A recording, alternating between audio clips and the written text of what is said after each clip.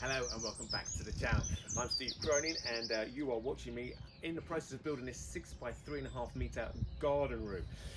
So we're currently on the point where we've kind of got the basic layout done, ready to rock and roll. So I'll flip you around so you can have a quick look at that. So there you go. You can just see the string lines all done. Now, it was teaming it down yesterday. It's a bit of a pain in the arse trying to talk you through this. So let me just show you in a bit more up close and personal. So, as I explained yesterday, the orange string represents the new fence line I'll be putting in, going across there. From the orange to the back of the building is 1 meter, so that's a 1 meter space there. Bring you over here. So there you go, you can see. So what I've done is I've got my massive metal square edge to make sure that that is perfectly, what do you call it? The thing that makes it square. It's just square. I'm making it complicated. It's perfectly square. That's all we need to know. Same for this side and over there. So what you do is, so this is further than it needs to be. So this is over 3.5 meters from that pin to that pin over there. So what you can see is that actually it's this point here that measures from this mark here all the way across down to here. That's your 3.5 meters. So that the pin's over there. So when you're sort of setting out, don't put these at your points where your building is going to be and finish. A bit further so that you can actually get the mark there. Square it off. Like I said yesterday, a good way to double check to make sure that everything is perfectly square is to take a measurement from one corner to the next and that corner to the next, and they should be basically exactly the same. Again, it doesn't matter if there's a slight intolerance in it, 20 mil, whatever, it's not going to make a massive difference to your build. It won't affect it because by the time you get your walls up and get the roof on, blah blah, you've got tolerances that are perfectly fine, and that is fine. But you do want to try and get it as close as possible, but don't freak out about it, okay? So that's high step. What I'll do is I'll run the center line through, because what we're going to do is we're going to have 6 rods, 4 rods, 6 rods, 5 rods, 5 rods, okay? And when I talk about rods, so this is my space system. I'll flip you around again so you can see over here. So you can see a pile of things, which is very nice. So my base systems consist of digging a 500 mil hole, about 200 mil wide. I would then take a 24M, so it just means it's 24 mil thick, 1 meter galvanized rod. I will then take a nut, like this, windy,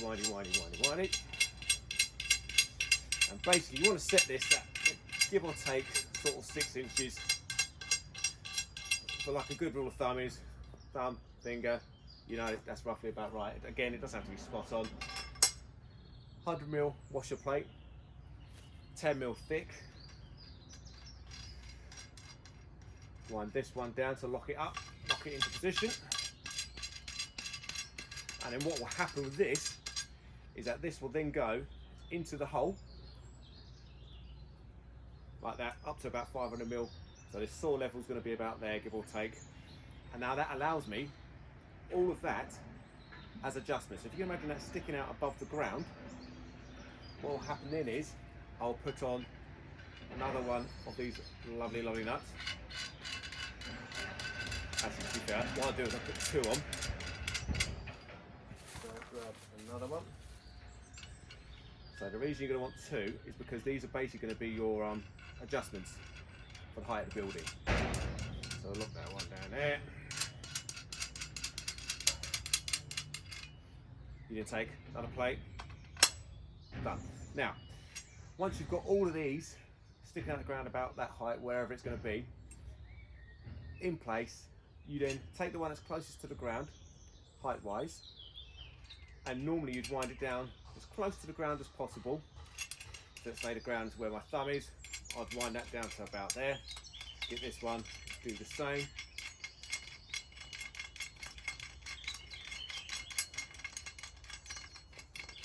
Like so.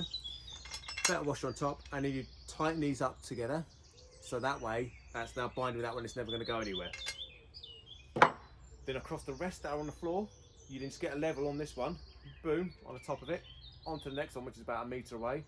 Level that one to this one, and just rinse and repeat all the way through. So, just to recap, that's going into the ground about 500 mil. There's going to be concrete poured just into the hole first, then drop this in, up and down a little bit, just to remove any air, then fill the rest of it up. Then when it's in that hole, just keep tweaking it until you get it perfectly level. I've got a little one, is it a ship boat, a boat like our level, a tiny little one, which you just stick on here magnetically, get it leveled, next one, next one, next one, next one, next one.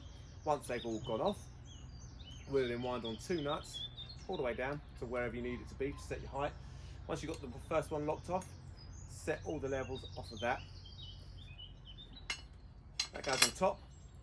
Then on here will be a 4x3 pressure treated bit of timber, which will sit straight over this, so sit straight in there, so all the weight's bared on there, okay? And the reason we have this one on the bottom is to prevent the weight of the building pile driving that down, because if that wasn't there, then this rod would just disappear into the ground literally, and so would your building. So that just sits in the concrete and gives it its stability. This one, the wood sits on the top of it beautifully, done and dusted. So that is the system I use.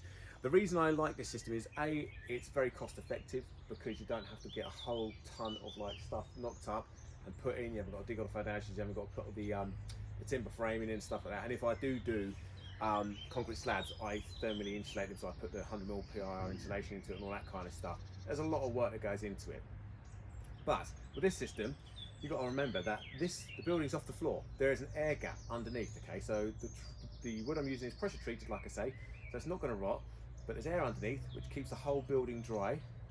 It's beautiful, it's simple, and it works. And this is a very similar system they use on skyscrapers. That's where this has been sort of miniaturized and brought in from.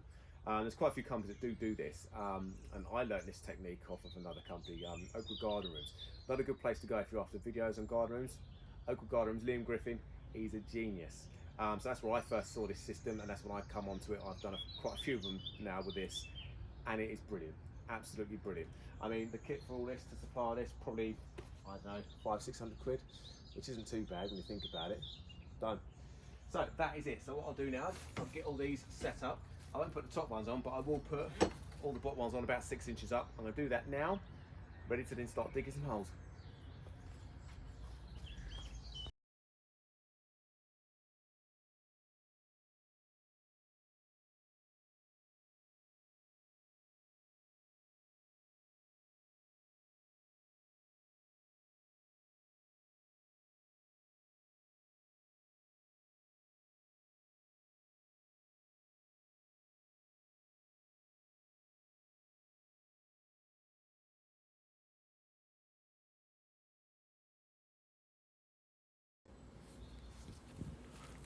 That didn't take too long, did it? So the wildlife, as we know in this garden, is brilliant. I've got deers, I've got blue tits literally homing in that tree I'm working next to. But what do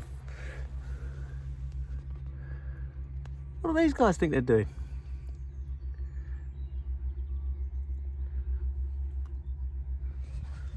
I mean, I like ants. They're great. They're so good for the environment. But they're trying to make a home in my OSB. Well, they can stay there for a little bit until I turn it into another type of home. Random, never seen that.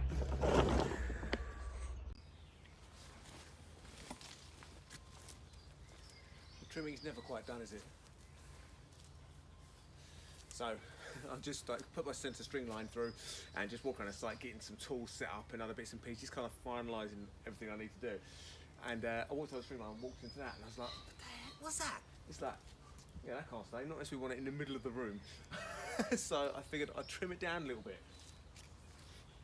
And yes, I could go from there, but then what was I going to do is it'll fall onto my lovely string line and possibly cock it up. So I'm going to do a little bit at a time.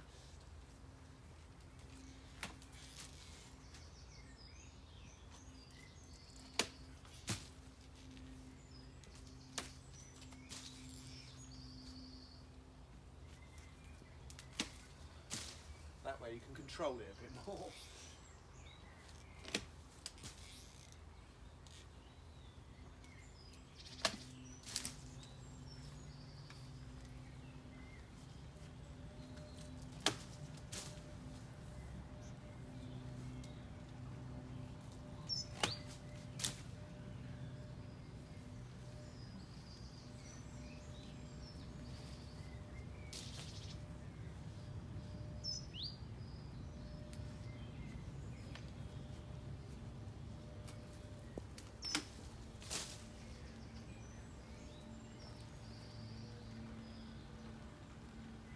It's not too bad.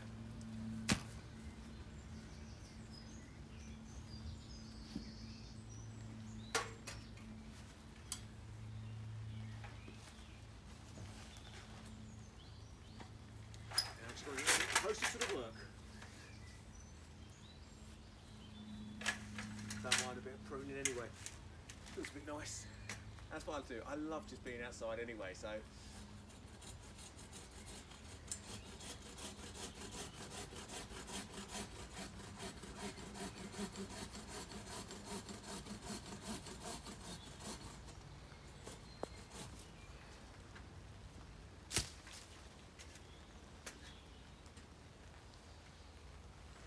Those little birds won't like this.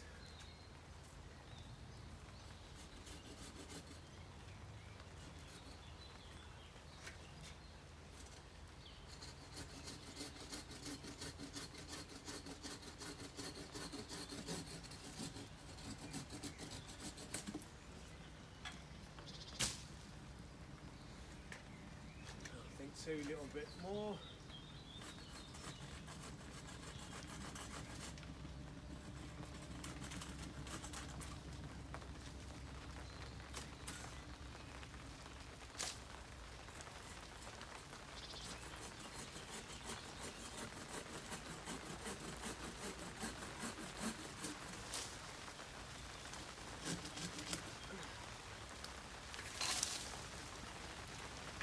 And there we go, done. And just in time before it piddles it down and I get soaked again. So that is it. That is the end of day 3. Like I say, not a bad one. As you've seen earlier, they're all done. Site's kind of set up, a few extra bits and pieces now kicking around. The third string line is in the middle, ready to rock and roll. So that is set at 1.75 meters, which is the exact center. I then double check that by measuring from the center there to exactly here, and it is absolutely spot on. Now, again, this is one of those things where if you do it kind of a bit more methodical, if you can get that center line pretty much spot on, what it'll mean is that once you've got this bit of wood on here and the wood to the center and the wood to the back, it'll mean that all your floor joists measure from there to there all the way through.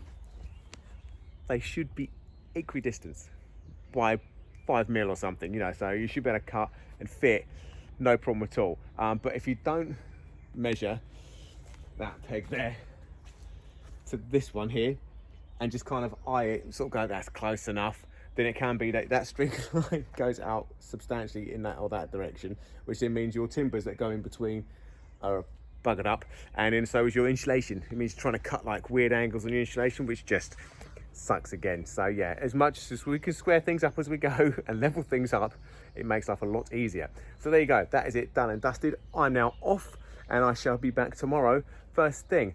Don't forget to like, subscribe, hit the bell icon, all these wonderful things, because it helps me out a treat. Thank you so much as well, because I've hit like 200 odd subscribers now, which is just stupid and incredible. And for all of you who are watching this on the train or commuting, you know who you are. That made me crease up, so thank you very much for that. See you later, guys. Bye.